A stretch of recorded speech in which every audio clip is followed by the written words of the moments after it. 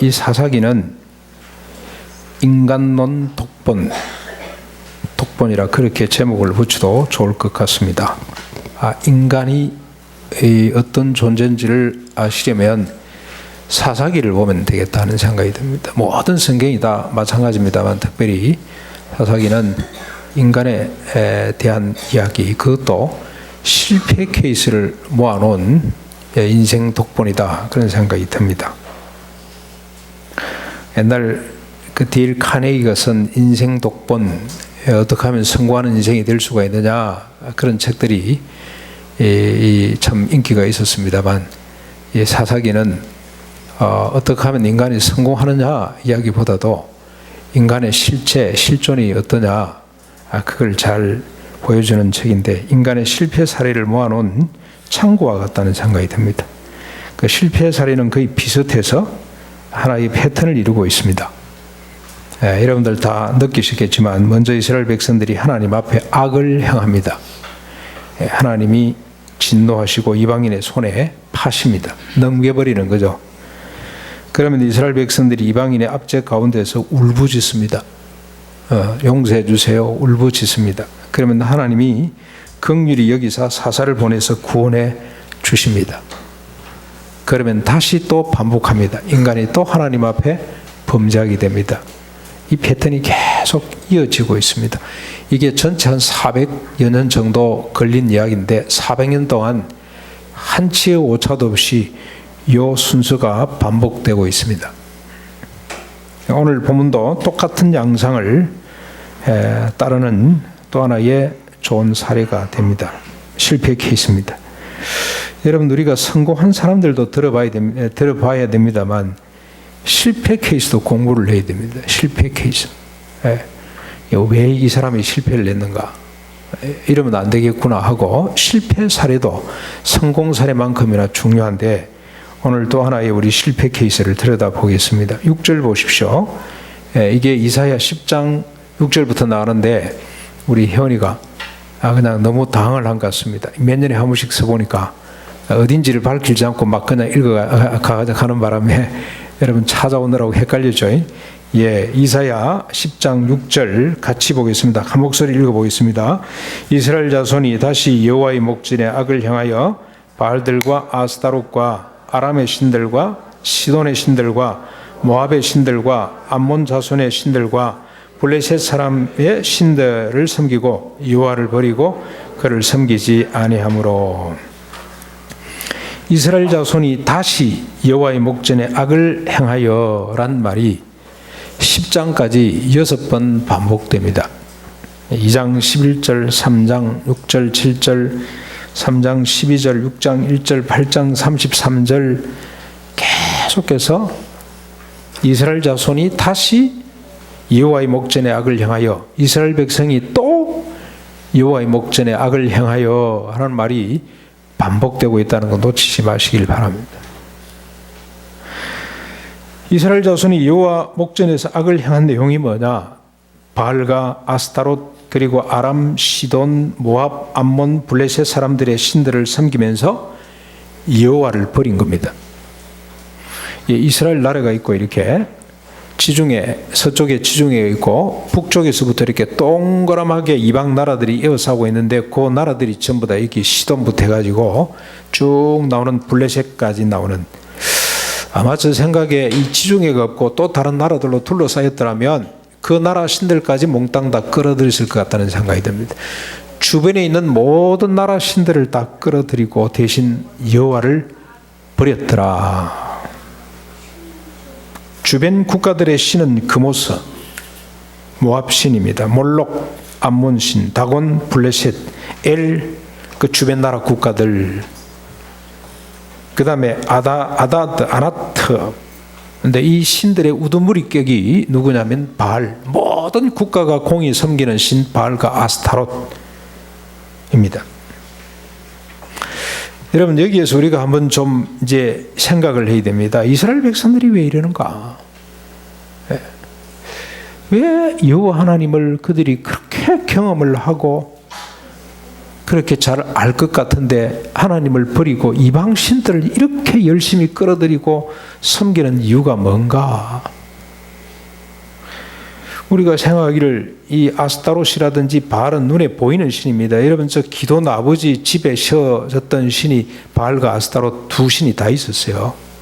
눈에 보이는 신이기 때문에 현실적이고 좀 마음에 닿고, 하나님은 보이지 않기 때문에 잘 안 섬겼는가, 그런 생각을 할 수가 있겠습니다만, 이스라엘 백성들의 수준이 그 정도는 아닌 것 같습니다. 눈에 보인다고 섬기고 눈에 안 보인다고 안 섬기는 그런 수준의 사람들이 아닌 것 같습니다.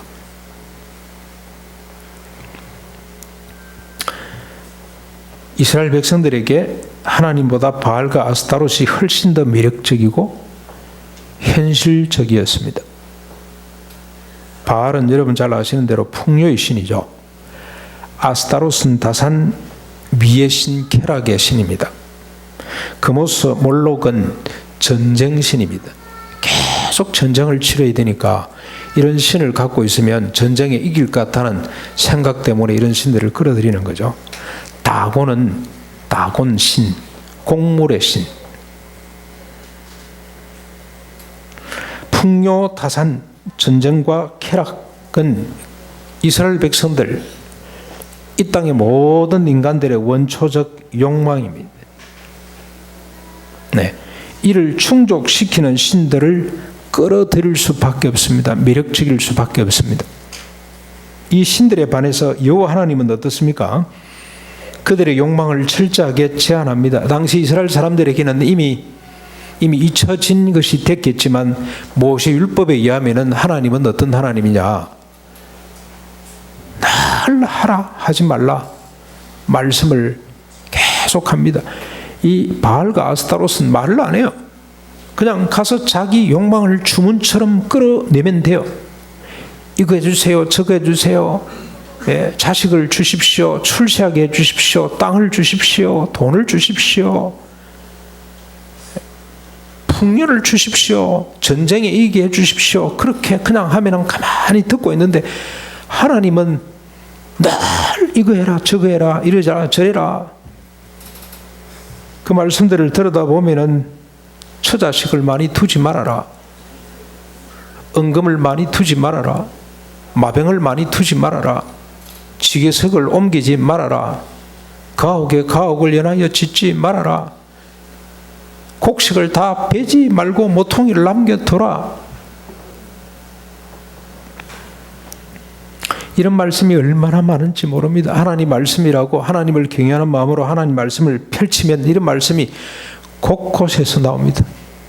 그러니 한번 생각해 보십시오. 어느 신이 훨씬 더 섬기기가 편하겠습니까? 어느 신이 훨씬 더 인간의 마음에 딱 와서 닿겠습니까? 하나님을 향해 분노의 마음이 생기지 않을까, 그런 생각이 들어요. 맨날 하지 말라 그러고 하라 그러고, 십계명 하나만 봐도 그렇습니다. 전부 다 하지 말라, 우상을 만들지 말고 섬기지 말라, 안식일을 거룩히 지키라, 네 부모를 공경하라, 이웃을 탐내지 말라. 사람이라면 본능적으로 체질적으로 하나님보다는 바알과 아스타롯에게로 끌릴 수밖에 없습니다. 이스라엘 백성들이라고 예가 아니었다는 겁니다. 그래서 틈만 나면은 하나님 버리고 바알과 아스타롯을 끌어 섬기게 됐습니다. 자, 하나님은 이렇게 자신을 버리고 바알과 아스타롯 가운데로 기운 이스라엘 백성들에게 어떻게 합니까? 하나님을 떠나서 바알과 아스타롯에게로 기울어진 이스라엘 백성들에게 어떤 일이 벌어집니까? 7절입니다. 7절. 여호와께서 이스라엘에게 진노하사 블레셋 사람들의 손과 암몬 자손의 손에 그들을 파셨더라. 여호와 하나님께서 진노해서 블레셋과 암몬 자손의 손에 넘겨버렸습니다. 이 노예로 만들었다는 뜻도 됩니다만, 넘겨버린다, 팔아버렸다. 그 상황을 8절 9절에 더 자세하게 기록하는데 이렇게 팔았더니 어떻게 됩니까? 그 해에 그들이 블레셋과 암몬이 요단강 저쪽 길앗에 있는 아모리 족속의 땅에 있는 모든 이스라엘 자손을 쳤으며 18해 동안 억압하였더라. 암몬 자손이 또 요단을 건너서 유다와 베냐민과 에브라임과 에브라임 족속과 싸움으로 이스라엘의 공고가 심하였더라. 여러분 지역적으로 좀 간단하게 이렇게 이해를 하시면 됩니다. 갈릴리가 있고 밑에 사해 바다가 있잖아요. 그 사이를 잇는 강이 요단강인데 요단강 동편의 땅들을 하나님께서 내주시고 이 아몬에게 길랏 그 중심이 길랏 지역입니다. 사람이자 지명이기도 하고 이 길랏 중심의 땅을 이 암몬 족속에게 내줘버리고 심지어는 암몬 족속이 어디까지 침범에 들어와서 약탈합니까? 요단 서쪽까지 와서 여기 이스라엘 사람들이 사는 땅, 그 땅까지 베냐민, 유다, 에브라임 요 사해 바다를 중심으로 서쪽에 있는 땅입니다. 이 전체로 보면 남쪽에 치우쳐 있는 이 땅들을 노력하기 시작하게 됩니다. 그래서 이스라엘의 공고가 심했더라. 18년 동안 압제를 당하게 됩니다. 하나님을 버리고 바알과 아스타롯을 섬긴 결과입니다. 여호와를 떠나 몰록과 그모스를 따른 결과가 18년간 억압과 착취입니다. 사사기가 우리에게 주는 중요한 교훈 한 가지가 바로 이겁니다. 바알과 아스타롯, 몰록과 그모스는 이 강자에게는 억압하고 착취를 행하는 자로, 약자들에게는 억압과 착취를 당하는 자로 만든다는 겁니다. 풍요다산의 가치, 성공과 성장의 가치를 따르면 약육강식, 우성열패의 고통으로 귀결될 수밖에 없다는 사실을 밝혀주는 것이 이 사사기의 기록 목적입니다. 하나님이 이렇게 기록하신 이유가 우리에게 이 사실을 일깨워주기 위해서 그렇습니다. 그럼 뭐 성공하지 말라, 뭐 출세하지 말라 그 말인가? 여러분 그렇게 오해하시면 안 됩니다. 성공해야죠. 그런데 특정 힘 있는 사람만 성공하는 것이 아니고 풍요롭게 사는 것이 아니라 이 땅의 모든 인간이 풍요롭게 사는 것. 거기는 뭐 성공, 뭐 풍요 이 개념이 없어지는 거죠. 모든 인간이 행복하게 사는 것이 하나님의 뜻인데, 바알과 아스타롯 자기 욕망을 쫓아가면 우성열패, 성자 독식, 약육강식 세상이 만들어질 수밖에 없다는 것을 보여주는 것이 사사기의 기록 목적이라 이 말이죠.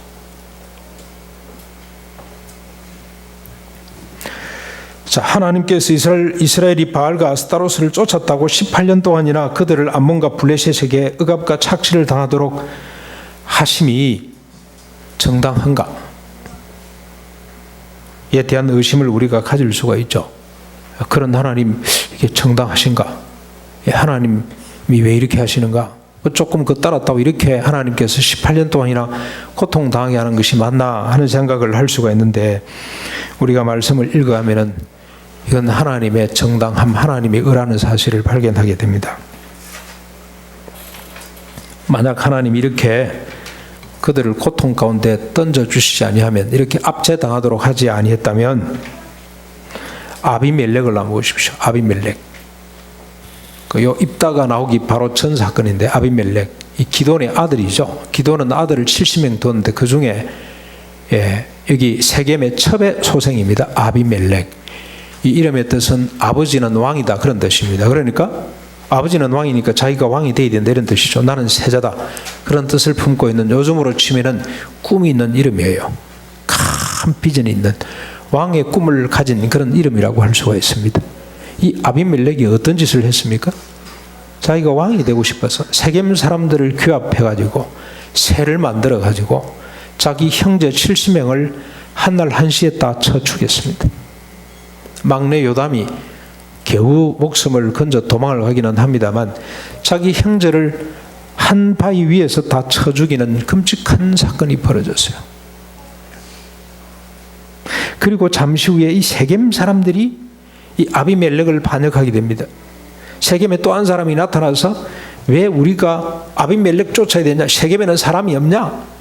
그 바람에 세겜 사람이 또 자기들이 더 주도권을 쥐기 위해서 반역을 일으켰다가 세겜 성이 완전히 해파되고 아비멜렉이 와서 뭡니까? 소금을 뿌려버리는 동족 상잔의 비극이 또 벌어집니다. 그 뒤에 길랏 시대 때 길랏 자식들, 그들 사이에는 어떤 일이 벌어졌습니까? 기생의 소생이라고 입다, 자기 형제를 쫓아냅니다. 뭐라고 쫓아냅니까? 너는 기생의 소생이면서 어찌 우리 아버지의 기업을 얻을 생각을 하냐? 너는 자기 없다 나가라. 그래서 입다가 저 돕 땅으로 도망을 가서 거기에 비류들과 함께, 요즘으로 치면은 어떤 사람들이겠습니까? 비류라는 말이 쓸데없는 인간 그런 뜻인데, 실패자들, 세상으로부터 완전히 거부당한 사람들끼리 모여서 그곳에서 절망의 세월을 보낼 수밖에 없었습니다. 그래서 하나님은 심판하실 수밖에 없어요. 오히려 심판을 통해서 입다가 자기 형제들과 세겜 사람들과 다시 화해하는 역사가 벌어졌어요. 하나님은 이렇게 내버림으로 자신의 의를 드러내지 않습니다. 이 하나님의 심판은 하나님의 의의 시작일 뿐입니다. 10절 말씀을 한번 보십시오. 하나님께서 이렇게 하나님을 등지고 이방신들을 끌어들인 이 백성들을 하나님께서 블레셋과 암몬의 손에 파시고 난 뒤에 어떤 일이 벌어지는지 한번 보십시오. 10절입니다. 이스라엘 자손이 여호와께 부르짖어 이르되 우리가 우리 아버지를 버리고 바알을 섬김으로 주께 범죄하였나이다 하니, 하나님이 이렇게 버림으로 이스라엘 백성 가운데 큰 일이 하나 벌어졌는데, 그게 뭐냐면은 범죄했다는 겁니다. 우리가 하나님 앞에 죄를 지었다는 사실을 인식하는 겁니다. 이게 단순한 이야기 같습니다만 이스라엘 백성들에게 있어서 엄청나게 중요한 사건입니다. 자신들이 죄인임을 인식하는 것. 이 죄인임을 인식하지 못하면 하나님의 구원을 도무지 바랄 수도 없고 이해할 수도 없습니다. 하나님의 구원이 무엇인지를 몰라요. 고통의 원인을 이 사람들이 드디어 이제 이해를 하는 겁니다. 아, 우리가 하나님을 등졌기 때문에, 여기 범죄했다 이 말은 빗나갔다는 뜻이거든요. 우리가 하나님을 등졌기 때문에 이런 고통의 현실이 나타났다는 걸 비로소 인식하게 되는 거죠. 그래서 여러분 보십시오. 하나님의 버려두심, 하나님의 심판은 이게 정의로운 겁니다. 하나님의 의예요. 그래서 그 백성들로 하여금 자기가 빗나갔다는 사실을 인식하게 해주는 것이니 얼마나 이게 귀한 일인지 모릅니다. 이 부분을 하나님께서 구체적으로 덧붙여 지적을 하십니다. 그렇다, 너희들의 실상이 그렇다는 것을 11절부터 14절까지 말씀을 하시는데, 여호와께서 이스라엘 자손에게 이르시되 네가 애굽 사람과 아모리 사람과 암몬 자손과 블레셋 사람에게서 너희를 구원하지 아니하였느냐? 또 시돈 사람과 아말렉 사람과 마온 사람이 너희를 압제할 때에 너희가 내게 부르짖음으로 내가 너희를 그들의 손에서 구원하였거늘 너희가 나를 버리고 다른 신들을 섬기니 그러므로 내가 다시는 너희를 구원하지 아니하리라. 가서 너희가 택한 신들에게 부르짖어 너희의 환난 때에 그들이 너희를 구원하게 하라 하신지라. 요제는 이렇습니다. 내가 그동안 너희를 수없이도 구원했지만 너희가 나를 버리고 다른 신들을 내게로 갔으니 그들에게 구원해 달라고 해라. 하나님의 질투, 하나님의 진노, 분노. 여러분 여기서 우리가 하나 또 정리해야 될 게 있는데, 하나님은 어떤 분이냐면요, 질투하시는 하나님, 인격을 가지신 분이기 때문에 하나님은 그 백성을 향해 사랑하시기도 하지만 질투하는 하나님이시기도 합니다. 그래서 모세는 출애굽기 20장 신명기 6장에 이렇게 정의를 했습니다. 우상에게 절하지 말라. 나 내 하나님 여호와는 질투하시는 하나님인즉 나를 미워하는 자의 죄를 갚되 아버지로부터 아들에게로 3, 4대까지 이르게 한다. 너희 중에 계신 너희의 하나님 여호와는 질투하시는 하나님이신즉 너희의 하나님 여호와께서 네게 진노하사 너를 지면에서 멸절시킬까 두려워해라.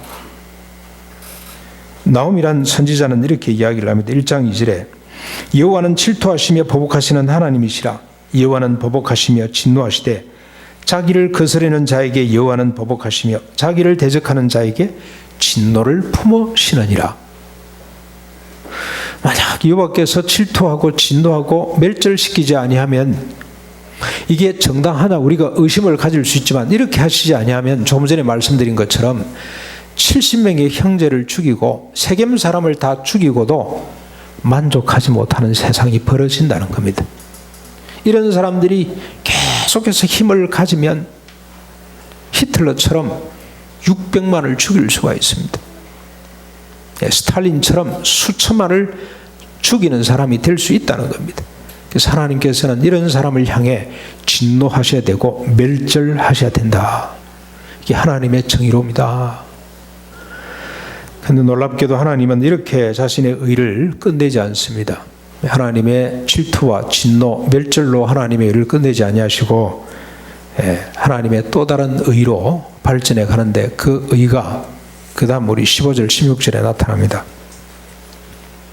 15절 16절 이스라엘 자손이 여호와께 여쭈되 우리가 범죄하여 사오니 주께서 보시기에 좋은 대로 우리에게 행하시려니와 오직 주께 구함노니 오늘 우리를 건져내옵소서 하고 자기 가운데에서 이방 신들을 제하여 버리고 여호와를 섬기매 여호와께서 이스라엘의 공고로 말미암아 마음에 근심하시니라.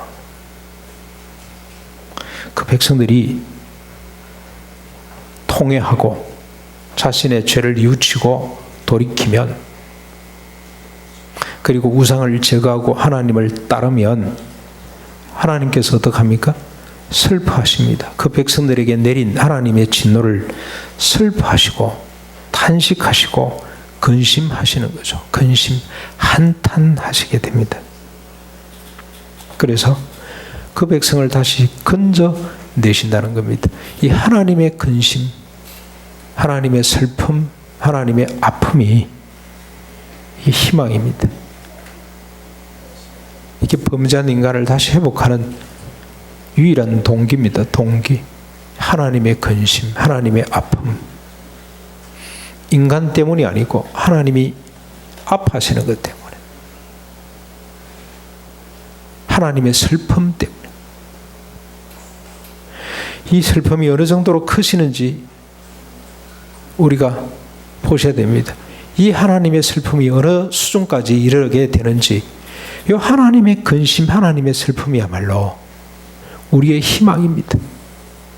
자, 이렇게 하나님께서 그 백성들을 근심하사 슬퍼하사 건져주셨습니다.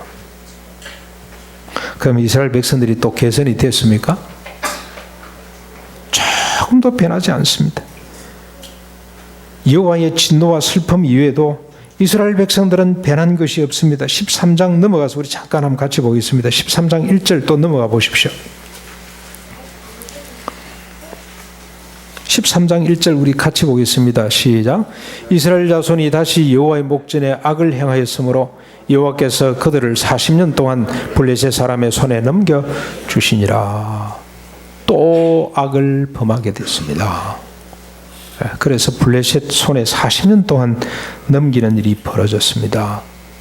그 사이에 그러면은 뭐 인간들이 좀 제대로 살았냐? 이스라엘 백성들이 하나님께서 근심하시고 그들을 구원해 주시니 그냥 제대로 살았냐? 그렇지 않습니다. 여러분 10장 17절부터 오늘 16절까지 본문을 읽었는데 17절부터 요 조금 전에 읽은 13장 1절 전까지 12장 15절까지 어떤 일이 벌어지냐면은 입다를 통해 암몬의 압제를 제거했습니다만 에브라임 지파 사람들이 찾아와서 니 혼자 잘났냐? 니만 전쟁 우리한테 왜 안 알렸냐? 전쟁 다 끝나고 난 뒤 찾아와서 성과를 가지고 그 인기를 가지고 또 시비를 겁니다. 지난번에 기도원 때도 그랬잖아요. 기도원 때도. 그런데 입다 때도 똑같이. 그래서 여러분 한번 보십시오. 에브라임 지파는 질투에 이게 화신입니다. 또 와서 그거 그냥 칭찬하고 야 잘했다 이러면 될 텐데 니만 잘났냐? 그렇게 시비를 걸어가지고 아마 입다가 판단하기 이건 안 되겠다. 입다는 여러분 역사에 정통한 사람이거든요. 300년의 역사를 깨고 있었던 사람이기 때문에 이 일은 내주서는 안 되겠다는 생각이 들었는지 바로 전쟁을 자기 동족 간의 전쟁이 벌어져서 42,000명이나 죽게 됐습니다. 조금도 개선되지 않았습니다. 뭐 누가 잘하고 잘못하고가 아니고 자기들끼리 전쟁 맞춰놓고 자기들끼리 싸움이 벌어졌습니다. 마치 꼭 우리 조선의 역사를 보는 것 같습니다. 일제 36년 동안에 압제를 당하고 우리가 해방을 받았더니 서로 부둥켜 안고 형제요 이렇게 기뻐할 줄 알았는데 바로 3년도 안 돼서 분열이 되고 5년 만에 전쟁이 벌어져 가지고 인류 역사상 가장 비극적인 전쟁 가운데 하나 역사를 쓰게 되고 마는 것처럼 이스라엘 백성들이 또 그러고 있어요. 입다 다음에 입산이 선지자가 이제 사사가 되는데 아들 딸 60명을 두게 됩니다. 여러분 자식들이 많다는 것은 이건 좀 불행의 징조입니다. 예, 기드온이 70명의 자식을 두더니 결국 그 자식들 가운데 끔찍한 비극이 벌어지고 이 입산이라는 사람이 또 60명의 자녀를 두는데 바깥 사람들과 혼인했더라. 옛날 성경에 보면 이방인입니다.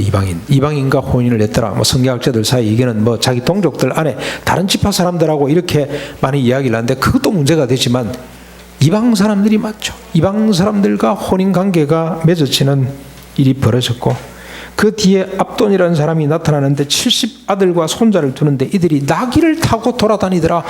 우쭐거리면서 돌아다녔다고 보십니다. 지역의 권력을 독점하고 이 가문이 우쭐거리면서 아들 손자 때까지 이러고 돌아다니면서 나라를 어지럽게 했다고 보시면 됩니다. 권력과 부, 명예와 쾌락을 쫓다가 일어난 사건들입니다.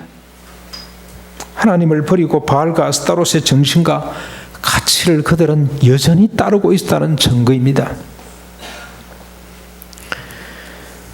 자, 그렇다면 하나님의 근심, 하나님의 의는 결국 실패한 것인가 하는 의문을 또 우리가 갖습니다. 하나님이 아무리 근심하고 아무리 아파하고 이 백성을 건져놔도 실패구나.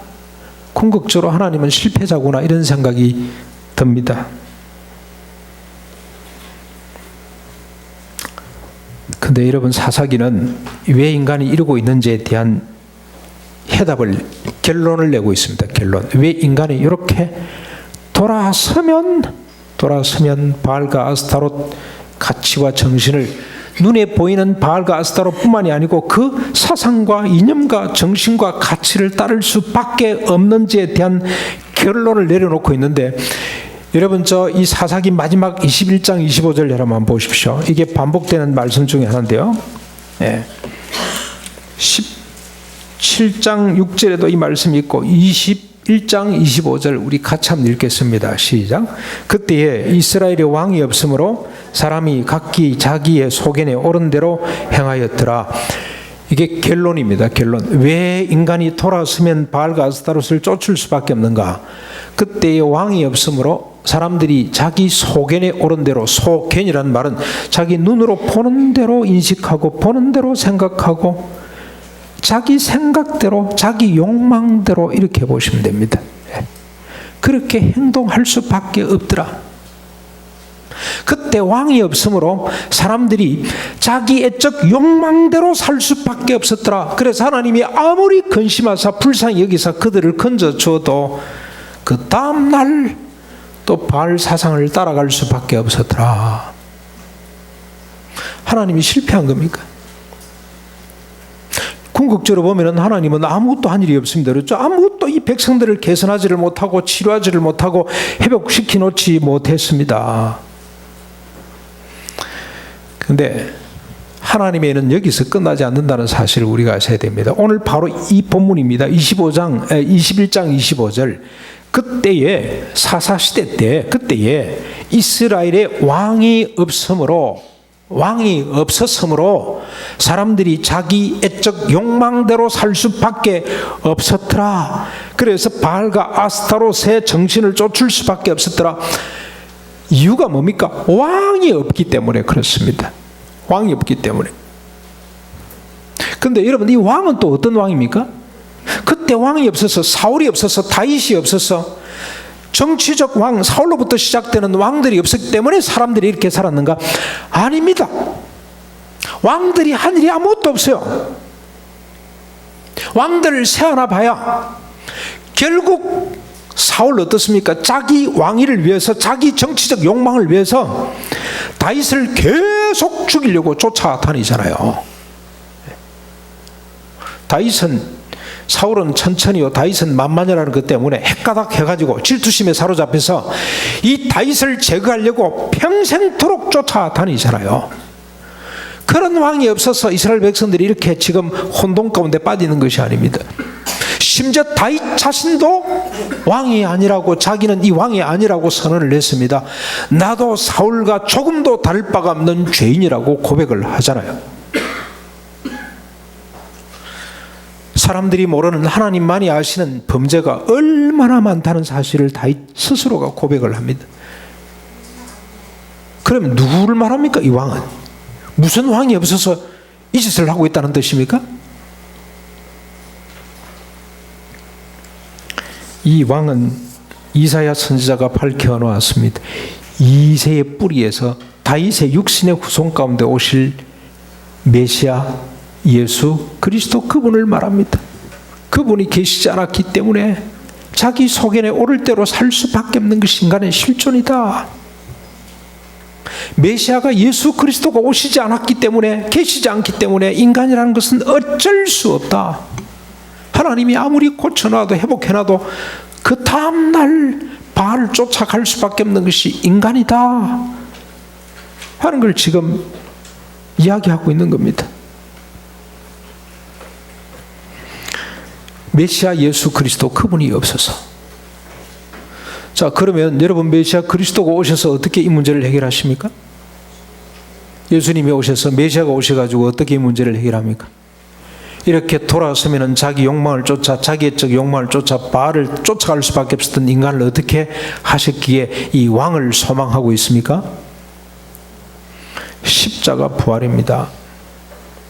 십자가로 말미암아 이렇게 하나님을 등짐으로 저질렀던 사망이죠. 죽음의 죗값을 예수의 피로 깨끗이 도말해 주시고 대속해 주시고, 주님이 죽으실 때 이렇게 돌아서서 피곤하면 하나님 도와주세요 그랬다가 조금 살만하면 바로 그 다음날 돌아서서 바알과 아스타롯을 쫓을 수밖에 없었던 이 인간을 어떻게 합니까? 하나님께서 함께 죽여주시는 겁니다. 이걸 파묻어버리는 겁니다. 예수 그리스도와 함께 이걸 죽여버리는 겁니다.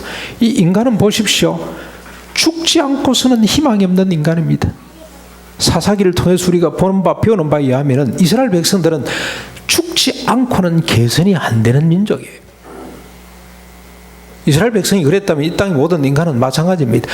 죽지 않고서는 자기 애적 욕망을 쫓을 수밖에 없는 이 인간입니다. 죽어야만 됩니다. 근데 하나님께서 어떻게 죽이냐? 예수님 십자가에 함께 집어넣어서 죽이신다는 겁니다. 그리고 주님이 부활하실 때 우리를 다시 끄집어냅니다. 새 생명 가운데 우리를 다시 살려내십니다. 이게 십자가 부활의 비밀입니다. 여러분, 이사야 10장을 잠깐 한번 펴보십시오. 이사야 10장.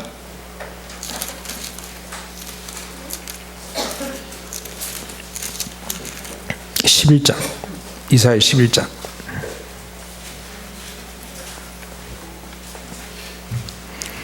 이 비밀을 이사야는 이렇게 노래를 했습니다.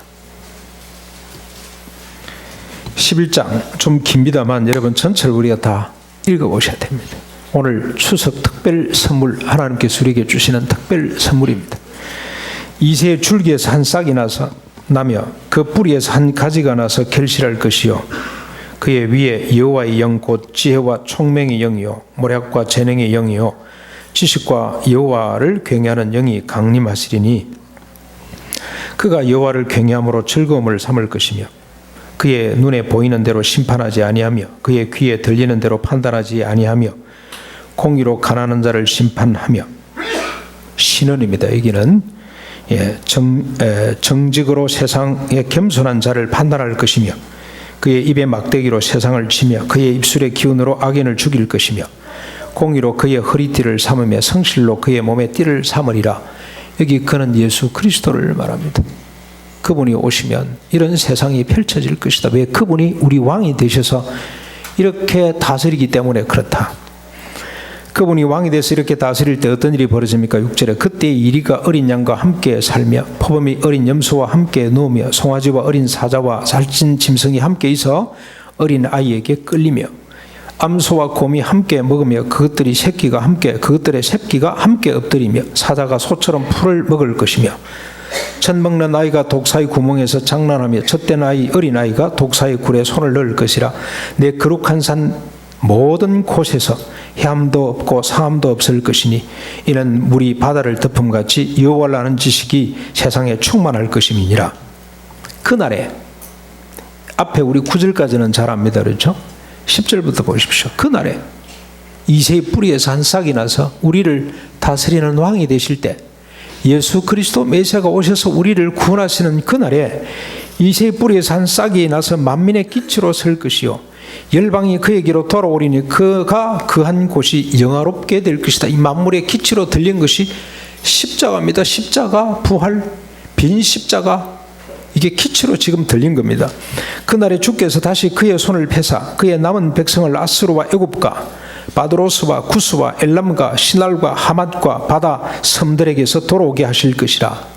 지금 열국에 흩어졌던 포로로 끌려갔던 그의 백성들이 지금 돌아온다는 뜻입니다.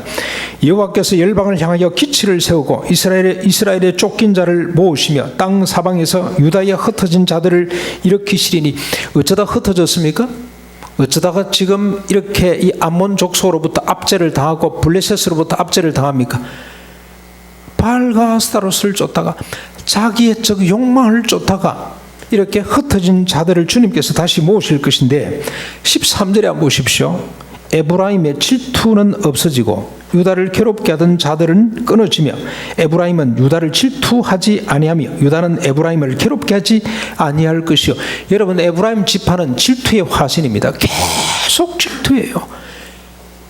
기돈을 질투하고 입다를 질투하고 질투하는 사람들이 에브라임이라. 근데 그게 어떻게 됩니까? 질투가 끊어지는 겁니다. 어떻게 끊어집니까? 십자가에 매달려 함께 죽어버리기 때문에 그렇습니다. 다른 사람 잘 되는 걸 못 보는 이 질투심이 어떻게 되냐? 예수 그리스도 안에서 죽어버리기 때문에 그렇습니다.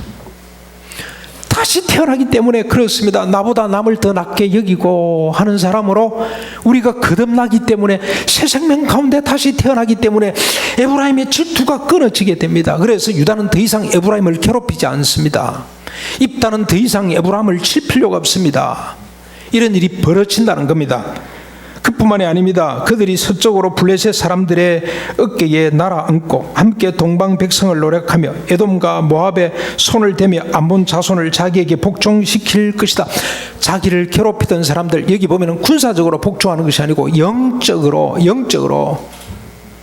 이들이 스스로 찾아와서 수종되는. 그래서 여러분 이사야 61장에 보면은 모든 사람, 세상의 열국 사람들이 이스라엘 백성들을 향해 뭐라 그러냐, 여긴 하나님의 종이라, 우리의 제사장이라 그러면서 스스로 찾아와서 섬기는 일이 벌어진다 그랬어요. 너무너무 그들의 삶이 성숙하기 때문에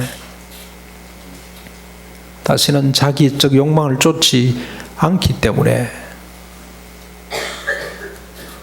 15절에 여호와께서 애굽 해만을 말리시고 그의 손을 유브라데 하수 위에 흔들어 뜨거운 바람을 일으켜 그 하수를 쳐 7 갈래로 나뉘어 신을 신고 건너가게끔